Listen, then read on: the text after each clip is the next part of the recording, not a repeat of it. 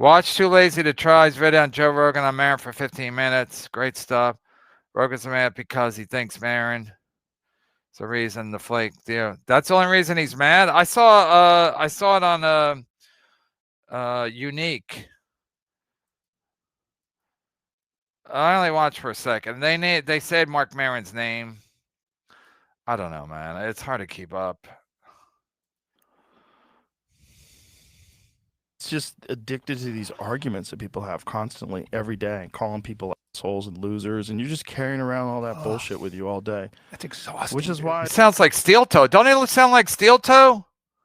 You got to rise above. You got to rise above the negativity. This guy's like Steel Toe with muscles. I don't do it. I mean, I could arguments that people have constantly every day, calling people assholes and losers, and you're just carrying around all that bullshit with you all day. That's exhausting. Which is why I don't do it. I mean, I could go in on fucking every person that ever wronged me or this, that, and said bad things about me, like, and it's just like super unhealthy. Well, Is it? I don't think so. I digress, but I'm doing great. But I go on my bike every day. People our age who are still doing that shit. Of course. Comics. Marc Maron, don't say it. I mean, I don't get it. He's sad. He's sad. He wants other people to hurt. Hurt people hurt. I was thinking Marc Maron. Rogan thinks Maron's too negative, and Maron thinks I'm too negative. I mean, seriously. I got to consider the source. Rogan said that Maron is so sad, and Maron's sad that I'm so sad. It's what it is. It's just not charitable. It's well, it's also he's pathologically jealous. Like he's been he's like literally mentally ill. The thing is that Maron's podcast, which was #1, isn't even in the top 100 anymore. I don't even think it's in the top 200. It went away. And it went away not because he did anything. He didn't get arrested. There was no scandal. People just stopped being interested in it. And I think that hurts the most.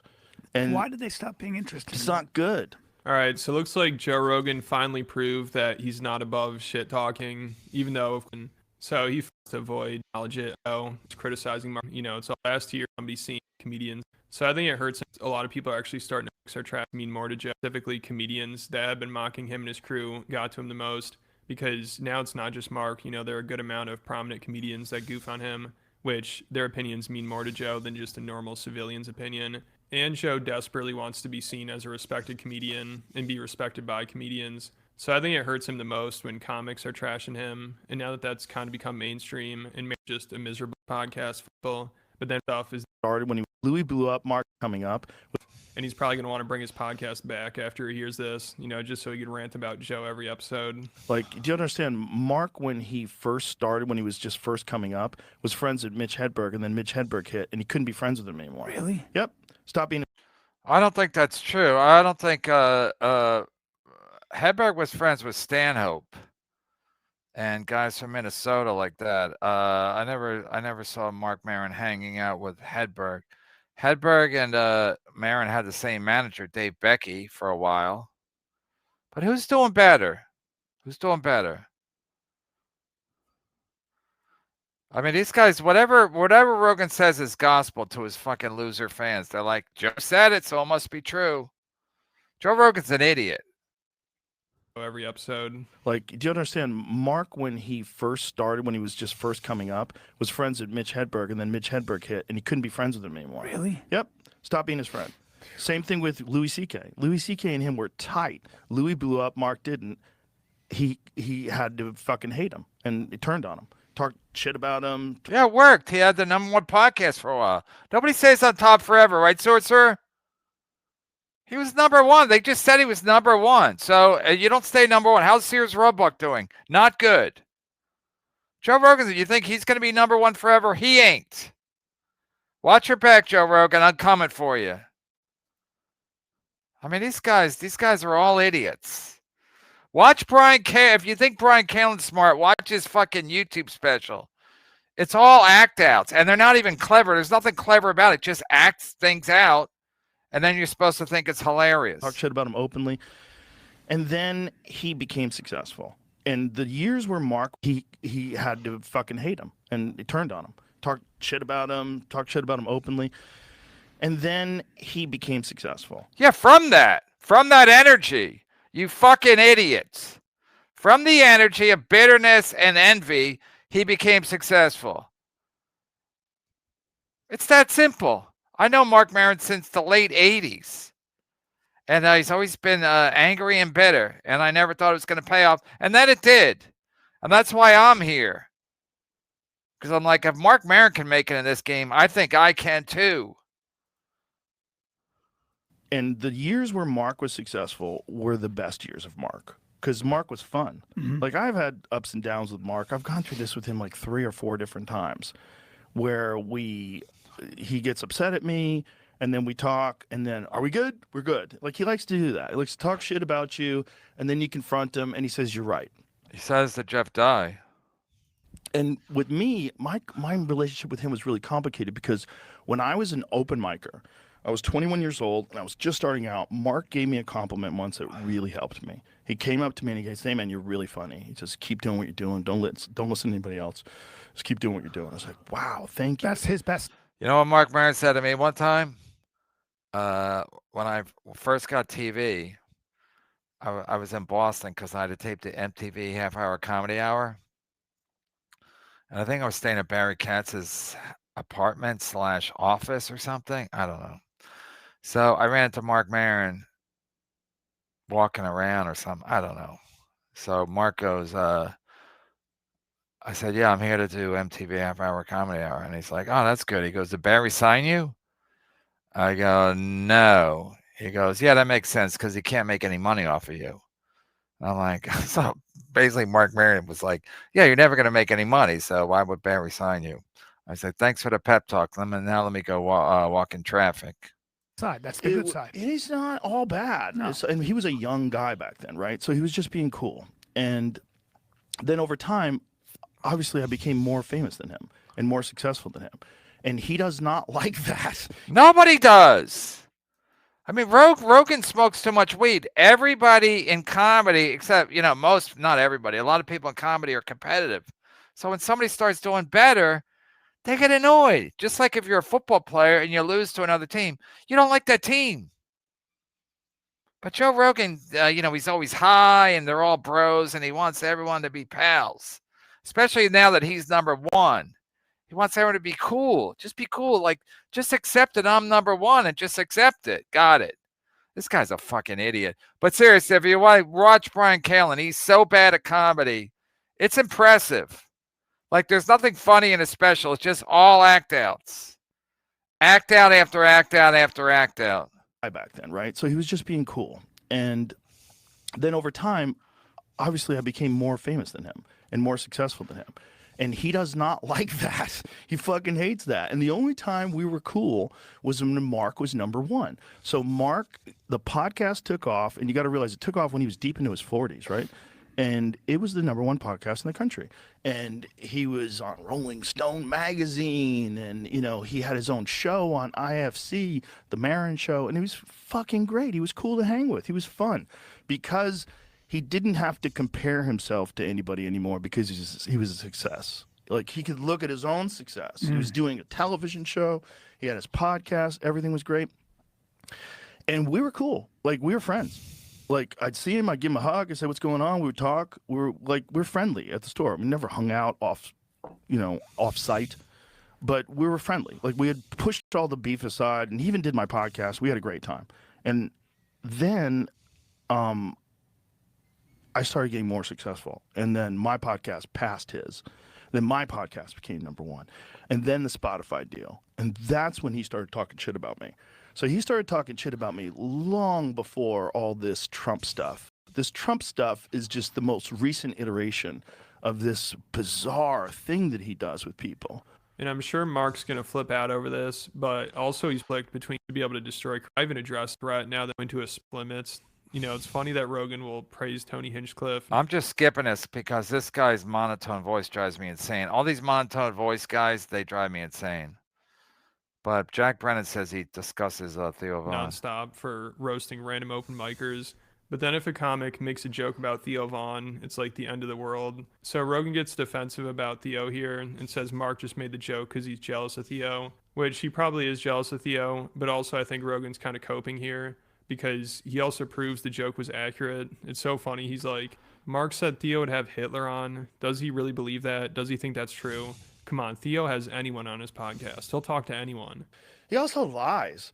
Like, one of the things he lied about, he did a podcast with Howie Mandel, and Howie Mandel asked him if he had problems with comedians. Like, no, I don't have any problems with any comedians. Jeff Dye said Jeff Dye. Never had any problems with comedians. Like, what are you talking about? He's had a problem with every single comedian that's more successful than him. Bill Burr, Louis C.K., Dave Chappelle, me, Tony Hinchcliffe, everybody that passes him, all of a sudden he talks about them on stage. And the Theo thing really drove me nuts because that sent Theo into a real spiral. Did it? Oh, Theo. Did he go off his meds again? Oh, poor Theo. I wish him well. Oh, I thought all the bros stuck together. Do you guys have a support group? Are you okay, Theo? Did Marc's little joke upset you? Did you go off your meds again? I mean, these guys are grown men. But he's worried about a joke that upset Theo Vaughn. Theo Vaughn, I mean, this guy's more pathetic than I know about. But he's friends with Neil, so that's all we need to know. He's good. Tony Hinchcliffe, everybody that passes him, all of a sudden he talks about them on stage. And the Theo thing really drove me nuts because that sent Theo into a real spiral. Did it? Yeah. Yeah, well, Theo went into a spiral, and that was a... Because of drugs or because of the joke?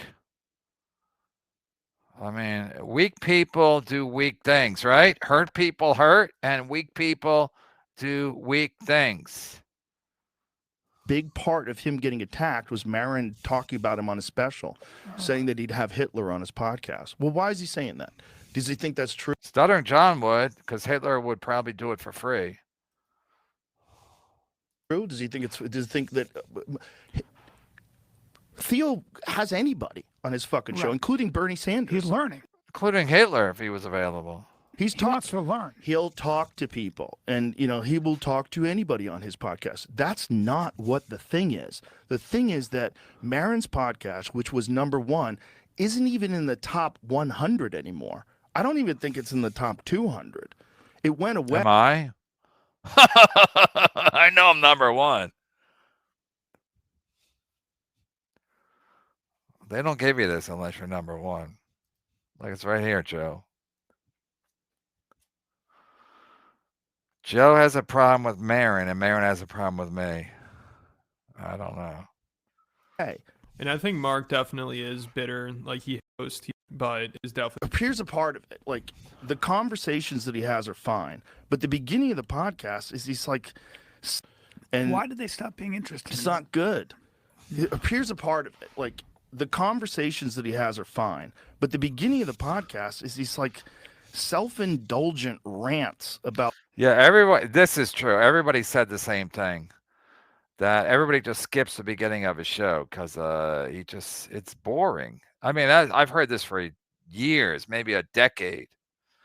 I said, yeah, the beginning of Maron's podcast is just him going on. He's just very self-indulgent, very self-involved, and it's very dull.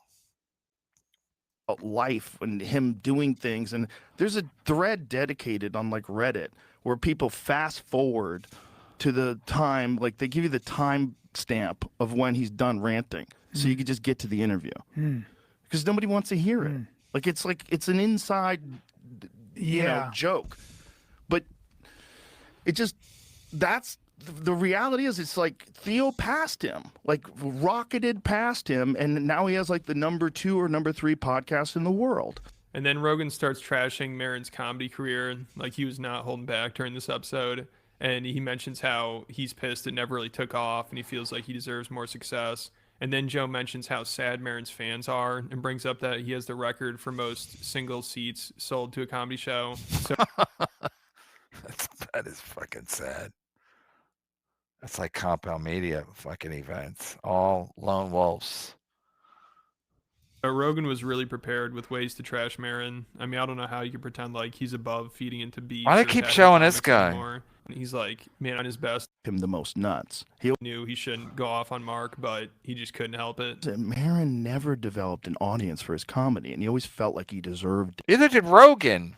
Rogan still doesn't have an audience for his comedy.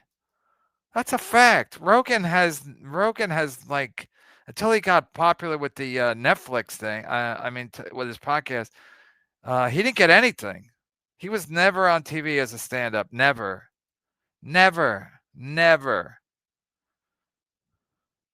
And even to this day, nobody says Rogan's stand-up is good. That's a fact. These are facts. Listen, I agree with him when he said about the beginning of Maron's podcast. Everybody says it's awful, and that's true.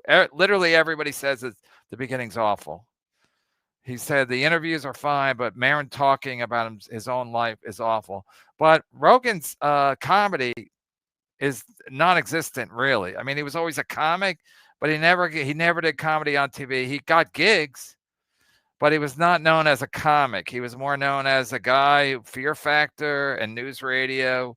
And I'm just calling it like it is.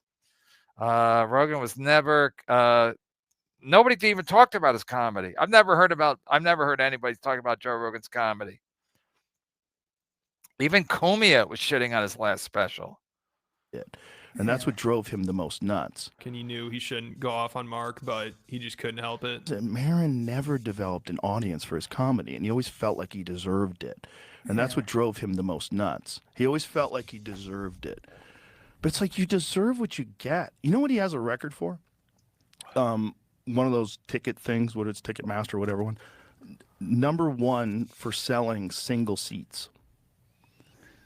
That's interesting. Oh, that's really interesting. So people with no friends. That's interesting. Yeah. Really? Mm-hmm. Fuck. Sad people. Sad people that identify with the way he behaves. But the proof is in the pudding. Do people come to see you? Do you put asses in seats? Do they enjoy the time? Or is it an angry bomb where you're on stage ranting about other comedians? Well, that's Maron. And he does that all the time. Tim Dillon was just saying he was doing that in LA the other day. Just ranting about all the comedians that are at the Riyadh Comedy Festival, which is all, like legitimate area of criticism if you can make it funny. Like, you're working for the Saudi government, and they've definitely done some stuff that's fucking horrible. The root of it all is not real. It's not that he cares so much that he wants everyone to do the right thing. That's not it. He's upset that all these people are getting. All right, we got the gist of it. Jack Brennan, you happy? Wow, that's awesome. Wow, that's awesome how diverse it is, Joe. You have anti-woke Black Parade float, Dave Lucas. Anti-woke illiterate Jeff DUI. Anti-woke Panini, Jordan Jensen. Wow, that's awesome how diverse it is, Joe. You have anti-woke Black Parade float, David Lucas, anti-woke illiterate Jeff DUI, anti-woke Panini, Jordan Jensen. Listen, he's sensitive because there's a lot of talk that he's I'm sure it's true, where there's smoke there's fire, but like also, comics are hacks. And now the way to go is to be, like Tony Hinchcliffe. They all follow whatever's popular.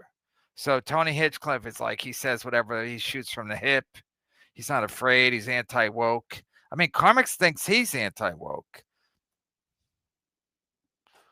So so that's what they do. They all follow that playbook. Whoever's doing well, that's what they all do. I mean, for a while, everybody was doing Dave Attell when he was #1, but now he's not even in the top 200, according to Joe Rogan. So they're all going to do it. Comedy's sad. That's the thing. When you can get out, I've tried to get out for years, different times. I mean, like, I'm done. Like, when I got a job writing at for Norm, I'm like, yeah, I'm done with stand. I actually told somebody when I got the job, I was at Helium, and I told a comic I was with, I go, yeah, if I get this job, I'm done. I'm done. Of course, I wasn't, but after a while, stand-up is so people are such hacks and they're such followers. Then after a while, you're like, ugh. It's like I was been watching a lot of 9/11 stuff. again, 9/11's amazing, but not in a good way, allegedly. But 9/11 stuff, all these documentaries, and I remember when I was in Australia, and I guess Louis C.K. had a famous joke about when are things gonna get back to normal. And Louis had a joke about it. He said he masturbated between Tower 1 and Tower 2 going down. And Eddie F told me that. I hadn't heard it, but Eddie F told me that joke in Australia when I was hanging out with him. We were both at Melbourne. And he goes, that's when I knew Louis was a genius. And I was like, that's just such a fucking pathetic joke. So that's genius if a guy jerks off between Tower 1 and Tower 2.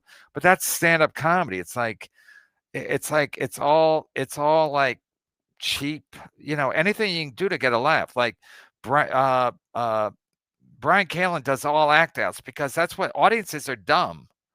So if a guy's doing a lot of gestures and he's playing a clown, playing a fool, they're like, oh, he's funny. He's audiences are like children, like, oh, look, he's all animated. That's funny, even though it's not. But Eddie F was like, yeah, that's such a great joke. I was like, it is? Jerking up between Tower 1 and Tower 2 going down that's when I knew things were back to normal. It's like, it's more sad than anything. And then Louis C.K. got busted for being a jerk off. So again, he was basically trying to get caught for years, for decades. He's like, hey, look, I'm doing all these jerk off jokes because I have a problem jerking off. So that's why after a while you're like, get these fucking filthy comics away from me. And now even their leader, Joe Rogan's like, I don't approve of what Marc Maron's doing, so I will shame him and all my clowns will go after him. Andrew Schultz's and the Tim Dillons, all his lieutenants. I mean, it's pathetic. Go fuck yourself, everybody. Act out, rise, sideways, look through fourth wall. Act out, rise, sideways, look through fourth wall. I got to piece that together. I got a key of that too. Listen, Chad is not wrong. Chad likes act outs because audiences like act outs. And again, as a New York comic, you don't do a lot of act outs because the stages are small. So you do too many acts out, you're going to fall over a piano. But the reality is, you watch Brian Callen's special. It's on YouTube. It's doing all right. It's not doing great numbers, considering it was just on Joe Rogan. And again, Joe Rogan understands that, like, people don't stay on top.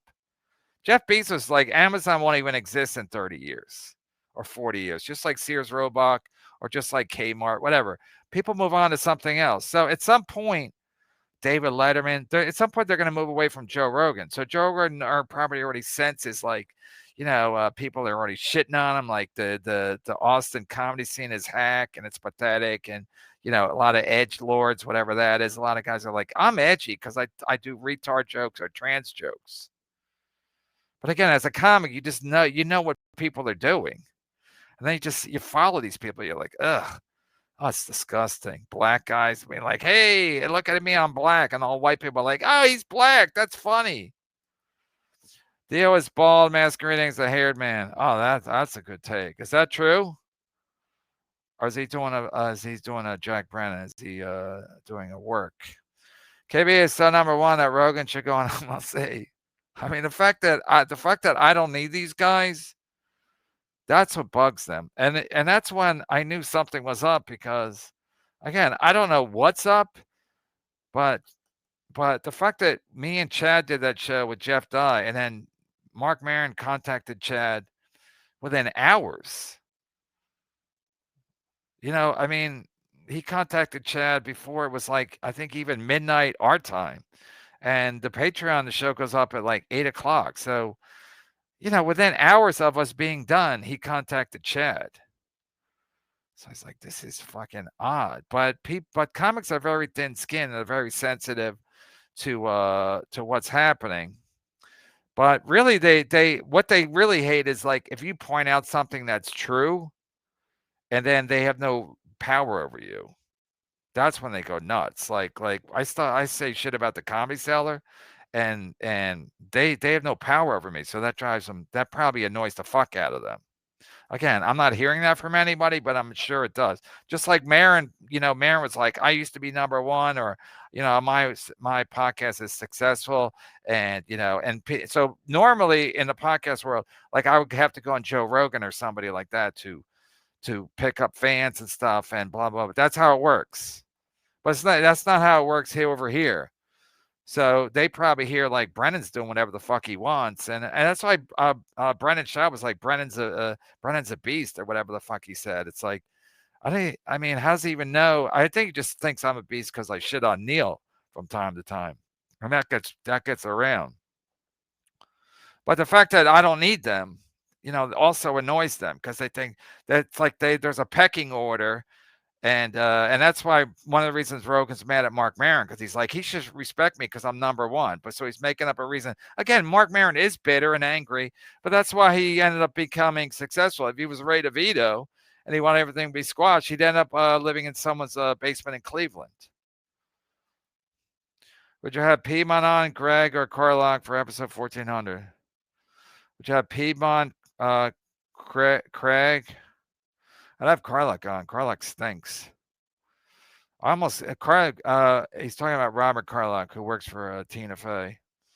He was a segment producer at Weekend Update when I got hired. I had to meet him. I got hired. Then I had to meet him, and then after the meeting, I really thought I should quit. I should quit before it starts, but of course I couldn't. But anyway, Robert Carlock he went to Harvard. One of those Harvard guys that just amazingly not funny. Like he never says anything funny. He showed me something he was working on. He goes, he has something I'm working on. It was so unfunny. I was like, wow, how did this guy get a job? But again, it's the Harvard connection. Just like Rogan. These guys are all, most of them are idiots. Theo Von's a retard.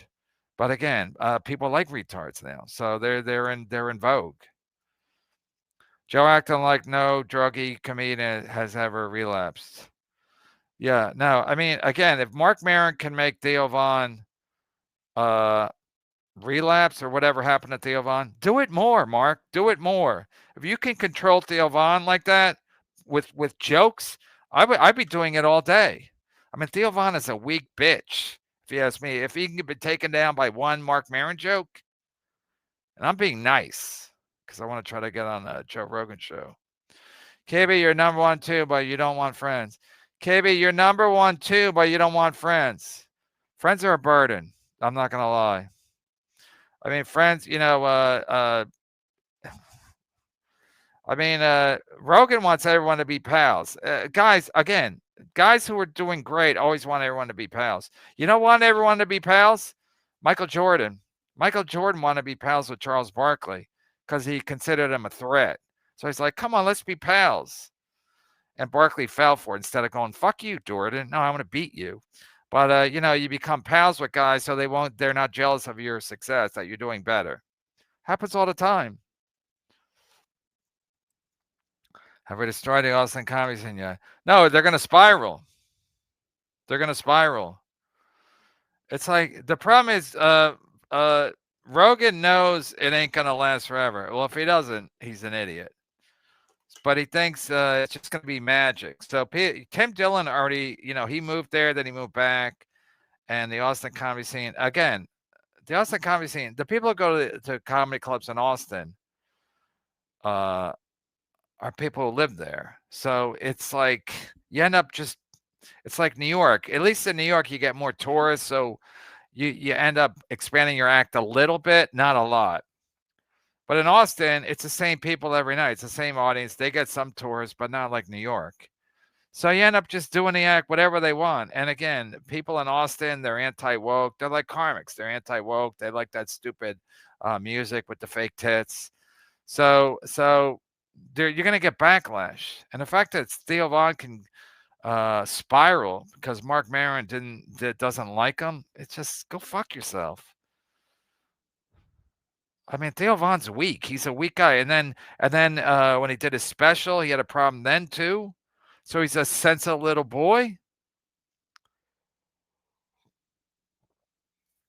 That's why people like him, I guess, because he's like in his feelings a lot. He's like Carmax.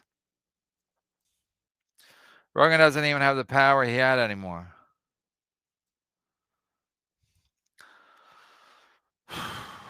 Okay, I don't know. I mean, so I think, listen, I think what's happening now with the Marc Maron stuff is like Rogan's pushing back because he probably thinks, okay, he's got to say something. Let me just says what he says about the comedy scene because Unique had something on that. I think Rogan's pushing back now because it's it's getting louder and louder. So he's like, no, people are just mad, and the comedy scene is great here. And what else? What is he going to say? That's what he's going to say. And then he's got Andrew Schultz and all these other clowns defending Rogan and the comedy scene. And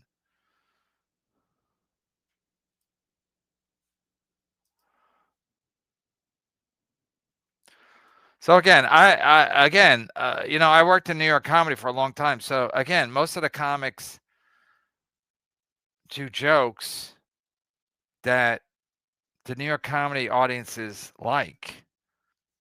That's just the way it goes. So if the Austin comedy audiences, and they're all Rogan, they're all, Andrew Schultz, Theo Vaughn, all those clowns, anti-woke.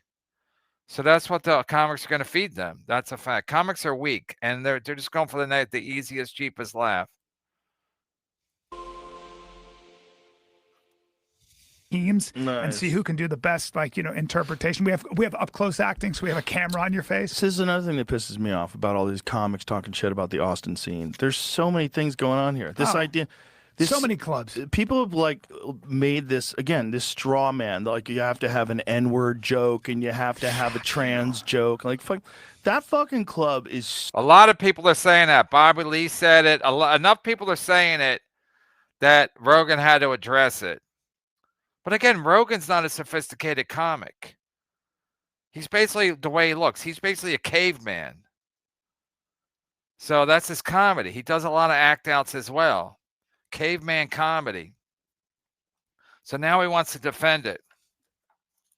That fucking club is so diverse. Literally every comedy club says that. They don't, even if they're just lying through their teeth. Yeah, we have a diverse comedian roster. Incredibly diverse. But now, and look at Brian Callen, just like, right, Joe, incredibly diverse.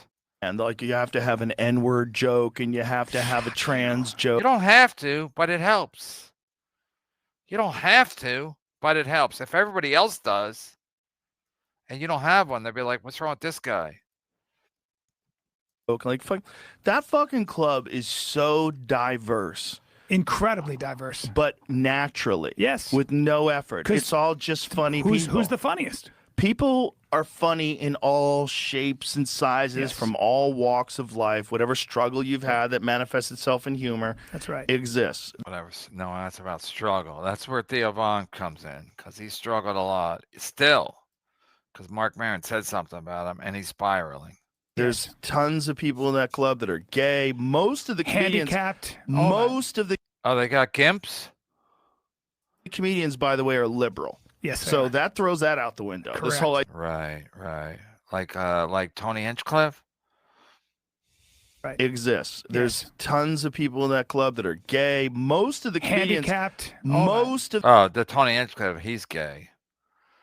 Walks of life, whatever struggle you've had that manifests itself in humor. That's right. Exists. There's tons of people in that club that are gay. Most of Tony Hinchcliffe. The comedians, handicapped. Most of the comedians, by the way, are liberal. Yes. So that throws that out. Name some names. Jordan Jensen. The window. Correct. This whole idea that it's some fucking right-wing comedy club. Stop it. Most of the people there are liberal. Correct. Who? Just give us one name. One name. Most of them. Correct. But it's just this walled garden thing. When people are on the outside, and there hasn't been a scene here before. Right. And then you have the scrubs that were here. They ruined the comedy scene. You guys had nothing. Shut up. You shut up. Stupid, lazy hole. You had nothing. Right. You didn't even have a comedy club. When I moved here. This is like Hitler when he used to talk to his the Himmler and those other guys. And Himmler is Brian Callen. Right, your fur, whatever the fuck they call him. here, Cap City was closed. You know how I know? Because I was gonna buy it. Right. I went to look at the fucking place where Cap City used to be, and I was gonna purchase it. Yeah. That's how I know it was under. Good club now.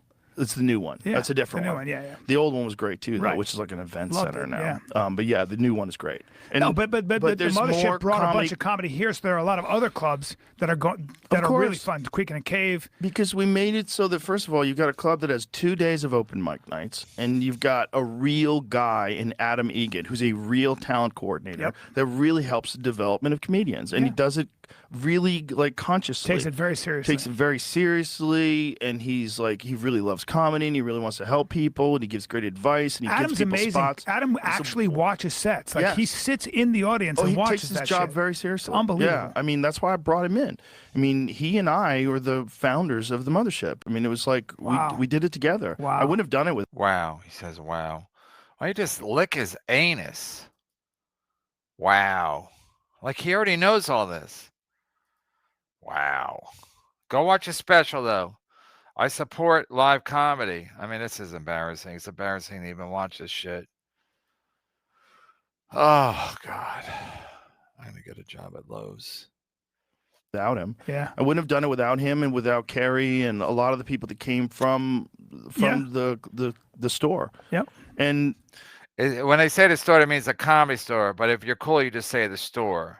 Like people don't call it the comedy cellar. They call it the cellar. I call it the comedy cellar and the comedy store because I'm not cool. Not now, not ever. this is a place that it's new. And so if you're on the outside and you're not in, you try to find some criticism. That's No, Bobby Lee. Bobby Lee is saying Bobby Lee has a problem with it.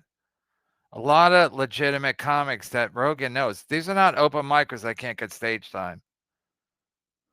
like criticism is fine if you're telling the truth. But there's a bunch of people that are making things up because they're trying to. Oh, Bobby Lee. Ask Bobby Lee. Have Bobby Lee on. Or just watch him talking about it on his show. I saw a clip of it. I think it was unique. Attack something that they can't be a part of. That's right. And most of the reason you can't be a part of it is because you're a cunt. You're a cunt. You're a cunty person. You can't. Right. Or you're not good at comedy like Joe Rogan. Nobody's ever said Joe Rogan was good at comedy.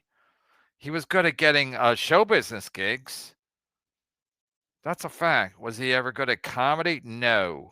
No. I think he did a lot of act outs. I worked with him once. A lot of act outs. In fact, nothing but act outs. That's why him and Brian Callen are tight.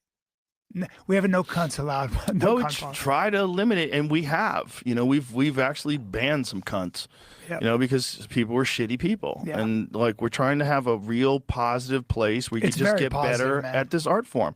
It's I a love it. love fest every time we go there. Everybody's having a love good time. I love it. And you're gonna have people that have better experiences there and worse experiences there. One of the things, like someone was saying that she went to a comedy show and Justin Martindale went on, and then the next guy who came on started saying all these slurs about him. Yeah, you know who the next guy was? Who? Brian Holtzman. Okay, so if you know Brian Holtzman's act, it's a character he plays that's a complete maniac. Right. And everyone he goes on, he went after Kim Congdon the other night. Right. Kim Congdon has this great set. She's in the Little Boy, great set, very funny. He goes on and he goes, isn't it amazing watching women try to do things men do? What are you doing? Get in the Was that Bill Burr? kitchen. Get in the kitchen. It's a character, It's a character. he plays. He's the Make me a sweetest. sandwich. He's the sweetest human being. the on sweetest the human being. Oh, that's what Clearwater Chad does. Make me a sandwich. Oh, by the way, YouTube now counts the comments or total chats. Yesterday we had over 8,000 total chats. Yeah, they used to not give that. It's a new thing for YouTube. Total chats, 8,000. But I digress. So he did this with And Justin Justin Martindale. doesn't care. Justin Martindale will give did. as Yeah, Wink Martindale's son, Justin. good as He he. fucking said he like commented on it when this girl was talking shit about it. Like, yeah, that happened. Like, yeah, that happened with Brian Holtzman, you fucking asshole. You know what he's doing. He does that with me. He does that with everybody. Yeah. Every single person he goes on after, he shits on them to set the tone. It's like Brody Stevens. and then he shits on everything. He shits on the tech guys walking around with their South by Southwest. Yeah, he goes crazy. Yeah. He's funny as shit too. He's a legend. Yep. Like, you know what he's doing. So that maybe this one comic didn't know. Maybe no one told her, but she's like spreading all this shit that it's like this hateful environment. He's just addressing because Bobby Lee said something. That's why he's got to do a little pushback. Marc Maron and Bobby Lee, some of the LA guys are doing it, and that have credibility. And so now Rogan's like, no, it's going great. It's going great. Everybody loves everybody. It's a love fest, and you don't have to do retard jokes. You can. You don't have to. No, It's no. not It's so true. silly. I know you wish it was, because then it could suck and you're not a part of it. Come see how diverse the faces are in the fucking mothership. It's the United Nations, dude. Yeah, it really is. It really is, and including because of Tony, there are a lot of people who are disabled who would never have a fucking stage, but because 100%. they did some shit on Kill Tony, facilitated the fact that they have a place to perform every single fucking night and a community. And then, by the way, they've earned it. I'm not saying they haven't. Yes, They've and earned with it. Kill Tony, they have a very unique pathway where if they can really bang out a solid minute and crazy. kill, It's so they hard can to. have a career. Yeah. You can have a career. Yeah. And then Timmy No Breaks. I mean, He does acting off, by the way. Oh, I'm sure he's Timmy, hilarious. dude, that dude he'll just come up with shit out of him, and Peyton Runny will and Danny Martinello, they'll hit you with shit, and we're just like, holy. It's gold, Jerry. I can't. All right, I'm gonna wrap it up. But seriously, they hate it. They hate it when listen, everyone's kissing Rogan's ass. That's just how it works. That's how life works. So Brendan, I can't remember Brendan, Brian Callen, Brian Callen, just he's at the mothership every night. So and he just wants to stay in Rogan's good graces. But the reality is, what? Is Brian Callen a great comic? No. Is Brendan Schaub a great comic? No. Is Joe Rogan a great comic? No. Tim Dillon a great comic? No. Tim Dillon's every joke is Hillary Clinton or the Jews did it. That's every punchline. It's every punchline. So after a while, it's like, yeah, he's got fans, but like he's a fake gay. It's like, that's comedy. Whoever's popular at the time, that's just the way it goes. If you break it down, if you really watch Brian Callen, you're like, where's the funny? There, it ain't there. Joe Rogan, he does his podcast. It's not funny. It's just he's popular. So is Hitler. Speaking of spiraling, boss, remember when Josh Wolf was all talk to Bobby Kelly about you? Dude hasn't called. I know, man. These guys are so weak. And again, they hate it. Listen, it's all Rapey Ray gets it, but it's all about like now Rogan's mad that people are going after at the comedy scene in Austin, like Bobby Lee and or Marc Maron, because he's like, you guys have no respect that I'm like above you. But that, in theory, that's what comedy is about, truth to power or whatever. So you just point out that Josh Wolf is a clown. And then when people invaded his chat, again, Josh Wolf's one of those guys that are like, hey, man, I'm about peace and love and everybody getting along, and let's get high and let's all get along. And then he got some people in the chat that didn't like, and then he tried to kick him out. And there were so many people that he just was like, you know what? I'm never going to go live again. He's weak. They're all weak. They're weak. That's a fact. Dude hasn't gone live since you sniped him 1-9. Oh, it's been that long? 1-9. 1-9. 1-9. Wow. Is 1-9? That can't be. Speaking of spiraling, boss, remember when Josh Wolf was all talk to Bobby Kelly about you? Dude hasn't gone live since you sniped him. Wow. Time flies. Wow, that's insane. Resentment and envy are powerful tools in the hands of an aged Irish curmudgeon, but wasted on entitled Shuli hacks. Maron has always sucked balls. Listen, the reality is,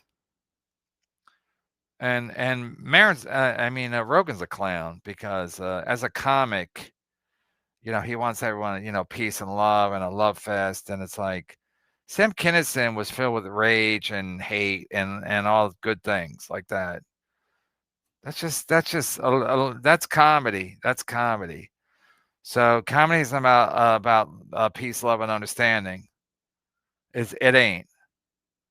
So, but when you're on top, you want everyone to be like, be nice, be nice. Don't go after the people that are doing better than you. Why not? Why not? That's part of comedy.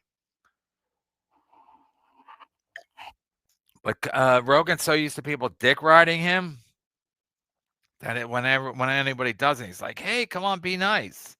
What a piece of shit. What a fucking midget. And again, he's not good at comedy. There's no proof that he's good at comedy.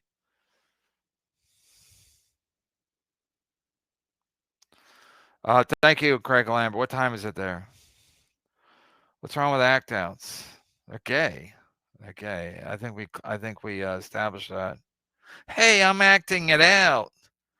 You really do the act out for the people in the audience because they love act outs. They're like, oh, this guy's really they always tell you, like, as a comic or anybody, have a lot of energy. So you got to do a lot of act outs, and the people in them, dumb people mostly. Dumb people love act outs because they think it's like, oh, this guy's really trying. So if I go up there, if I don't do a lot of act outs, they're like, this guy's not even trying. When Doom played a clip of me at the TIFFs, I was surprised at how, like, it seemed like I wasn't even trying. But again, that's a small room. But watching it on TV, I was like, wow, it looks like I'm not even trying. So, but that's just, so I was surprised because I always think I'm trying, but then the audience reads it like he's not trying because he's not doing he's not projecting a lot and doing a lot of, hey, animated act outs. Because then they're like, that looks like you're trying. So then they support you because you're trying. That's just the way it goes. But act outs are usually hacky. Watch Brian Kalin. Go watch it right now, Brian Land. I dare you. Find it. Again, I only watch the first 5 minutes. Find something where it's really legitimately funny, where you're like, oh, that's funny. And timestamp it and send it to me. Because I've been watching. I haven't seen anything. A lot of act outs. A lot of I'm a cowboy. And he loves his cock. He loves to do stuff around his midsection. Because again, that's another hack thing. Because people are like, oh, this guy gets nervous because he keeps pointing at his cock. Kibby, you're an act out comic. Remember your rapper act out when you'd point with 2 fingers? You should bring that back. Yeah, but that was one bit. That was act out comic. KB, you're an act out comic. Remember your rapper act out when you'd point with 2 fingers? You should bring. I know. And people love that. But I use that. That was a funny bit. I use it as a funny callback. But I don't do a lot of act outs. Again, New York clubs here, small stages, and if you do a lot of act outs, you're going to fall off the stage. That's a fact. I remember Jim Brewer worked there, and Manny was like, yeah, he doesn't do well here. But he was kind of, he's kind of implying, he kind of implied like, well, he's very animated, and the people on the side, they can't see him. It's true. Comedy Cellar, a lot of people are to the right and to the left. There's not that many people right in front of you. So the act outs they just don't go over well. That's a fact. Impressions, they're different. Do a lot of impressions. They work because people don't have to see your face when you do an impression. I can't even believe I'm talking about this, intelligent moron. Rogan, the other guy, bragging about comics no one ever heard of, was bizarre. Timmy No Breaks. Dude, there's no breaks. No, that guy, he did one Kill Tony, and then he became like famous from One Kill Tony. But again, the guy's no act. So is he famous? Yes. He's comedy famous, but he has no act. So let's see what happens. I'm here. I'm going to sit here and wait and watch.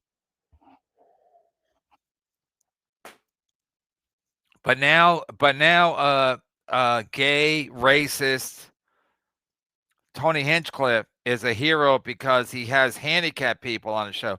But the only reason he has handicapped people on the show is to make fun of them. They're on Kill Tony so they can make fun of people who are handicapped. That's why they're on the show. You don't have to be a fucking brain surgeon or a rocket scientist to figure that one out.